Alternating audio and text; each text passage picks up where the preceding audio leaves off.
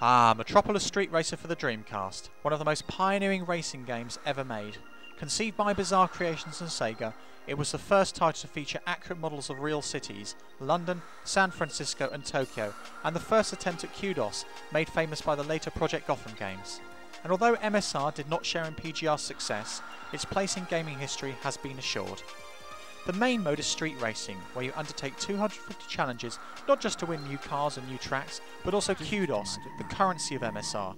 You're rewarded kudos for each challenge depending on two main factors, skill and style. Skill kudos will be higher if you make a challenge more difficult. Style kudos are rewarded for the number of drifts and power slides you perform throughout the challenge. You can also occasionally use what's called a joker, that either double your points if you're successful, or double the penalty if you lose. Personally, I like to make a challenge as tough as possible and then play a joker, just makes that things a little more intense. So far so good, until you realise you're rewarded far more kudos for style than you ever could be for skill and no penalties. Therefore there is a little incentive to become a better driver. Instead you can simply lower the difficulty to the bare minimum and spend your time skidding all over the place. However, if you're prepared to be disciplined, you will enjoy the single game much more. Just don't expect any record kudos scores. Now the graphics. In order to accurately recreate these areas, Bizarre Creations visited each location and took over 40,000 photos. Even to this day, the level of detail is absolutely incredible. The car models themselves, while not outstanding, are adequate and you can appreciate most of the DC's power when into the courses themselves. Unfortunately, there are a few things that spoil this achievement. Sometimes at night it's difficult to see where you're going, and during the daylight atmosphere can seem dull and overcast. MSR really deserves some sunshine and brightness to complement these otherwise excellent graphics. Now equally important is a consistent frame rate. There's nothing worse in a racer than being reduced to a crawl when too much detail is present on screen. Sadly, MSR is guilty of this, particularly when you have 5 CPU cars in wet conditions. The Dreamcast simply cannot handle this, and the frame rate sometimes collapses from 30 frames per second to what feels like 10 or 15, rendering the game unplayable. Next we have music and sound. The car effects are great. Revving engines, screeching tyres, the sound of water on the road, the cracking of the radio when you go under a tunnel. Jacques was in charge of creating individual radio stations for each city, along with the accompanying music. The soundtrack is a mixture of musical styles and was designed to try and cater for all tastes. For me personally, there are only 3 tunes I really like in the game: Club Paris, Passion and the jungle track Heartlands. The DJs themselves are fairly cool. Fortunately, I will say they're a little bit bland compared to the PGR games and the Grand Theft Auto, but they do their job accordingly. So you're asking what the big appeal is? Well, it's basically time attack.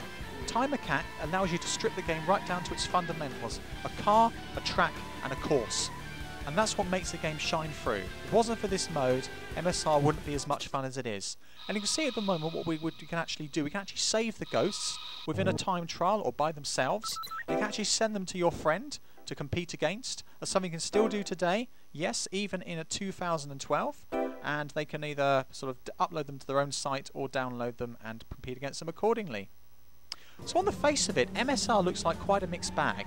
It has great graphics and with superb handling, but there's a flawed and long single player mode along with serious frame rate issues. So what's the big appeal? Well, as I mentioned, MSR does something for me that only coin-op games like Daytona USA, Scud Race and Outrun 2 have managed to do: make time attack fun. Yes, strip away the flawed kudos system and get down to just a car and track, then MSR's beauty shines through. The fun handling makes it a joy to play, and once you get into the zone of trying to beat your lap time, you just can't stop. And for that, I can give MSR all its flaws. MSR is also special because of its association with the Dreamcast. It was meant to be Sega Europe's killer application for the DC, but by the time it was launched, rumours were circulating that the Dreamcast was about to be discontinued. MSR was found to have numerous bugs on release, so Sega even had to arrange a recall, and free updates were made for affected customers. Luckily for Bizarre Creations, Microsoft were watching and were impressed enough with MSR to sign them up to make a similar racing game for the forthcoming Xbox console. Project Gotham was born from the ashes of MSR, and with Microsoft's marketing drive, it was a huge success, selling over 2 million copies. Sega Europe came out looking pretty bad, and I'd say MSR is something they like to forget. But Dreamcast fans cannot forget MSR so easily. For us, it's more than just a racing game. When you play MSR and know its history, you can feel the emotion as you drive. Metropolis Street Racer, it's not about how fast you drive, or how you drive fast. It's about the emotion, it's about the feeling, it's about the dream.